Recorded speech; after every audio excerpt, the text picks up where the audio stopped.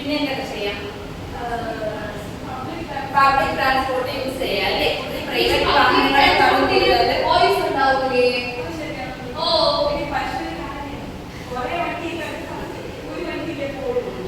അതാണ് മനസ്സിലായപ്പോ. അപ്പൊ ഒരു ഗ്രാമത്തിന് ഒരു ഒരു വണ്ടിയിലേക്ക് ഒരുപാട് വണ്ടി നമ്മൾ കണ്ടില്ലേ? അപ്പൊ നമുക്ക് 10 വണ്ടി ഉണ്ടെങ്കിൽ 5ആയിട്ടോ 4ആയിട്ടോ നമുക്ക് ലിമിറ്റ് ചെയ്യാം. മനസ്സിലായി? അപ്പൊ അതിനുണ്ടാകുന്ന നോയ്സ് ഒക്കെ എന്തായിരിക്കും? കുറവായിരിക്കും. അപ്പൊ നമുക്ക് ഈ പൊല്യൂഷൻ എന്താണെന്ന് നോക്കാം. ഞാൻ പൊല്യൂഷന്റെ ഡെഫിനിഷൻ എഴുതിയേക്കാം.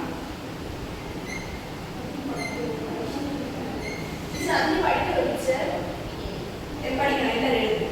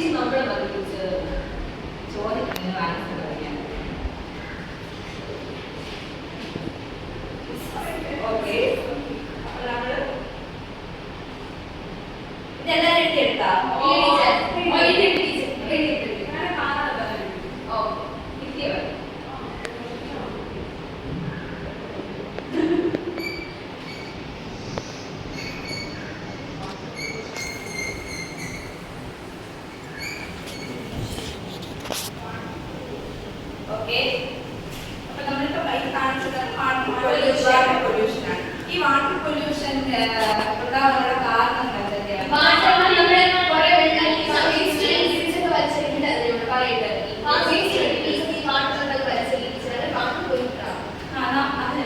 അപ്പൊ നമ്മൾ മനുഷ്യർ എങ്ങനെയാണ് ഇത് കൂടുതലായിട്ട് എഫക്ട് ചെയ്യുന്നത്? നമുക്ക് എന്തൊക്കെ പ്രോബ്ലംസ് ഉണ്ടാക്കും ഈ വാട്ടർ പൊല്യൂഷൻ? ഹെൽത്ത് ഇഷ്യൂസ് ഉണ്ടാക്കും. പിന്നെ നമ്മൾ വെള്ളം കുടിക്കുമ്പോൾ അതിന് പൊല്യൂട്ടഡ് ആയിട്ടുള്ള വെള്ളം കുടിക്കുമ്പോൾ എന്താണ് അസുഖങ്ങൾ ഉണ്ടാകും. അതിന്റെ ഹെൽത്ത് ഇഷ്യൂസ് ഒക്കെ ഉണ്ടാവും അല്ലേ? പിന്നെ വേറെ ഈ റിവറിലുള്ള ഫിഷ് അതൊക്കെ ചത്തു പോകും അല്ലേ? ഓക്കെ.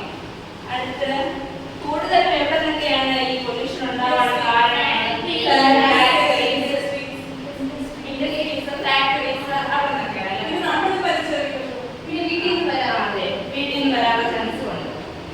അപ്പോ ഈ കൂടുതലായിട്ട് അപ്പൊ എന്താണ് ഈ ഫാക്ടറീസിൽ നിന്നാണ് കൂടുതൽ മാലിന്യങ്ങൾ പുറന്തള്ളുന്നത്. അപ്പൊ എന്തൊക്കെ കെമിക്കൽസ് ആയിരിക്കും കൂടുതലും ഇവര് ഒഴുക്കി വിടുന്നത്? Carbon dye oxide. കെമിക്കൽസ് ആവശ്യങ്ങൾ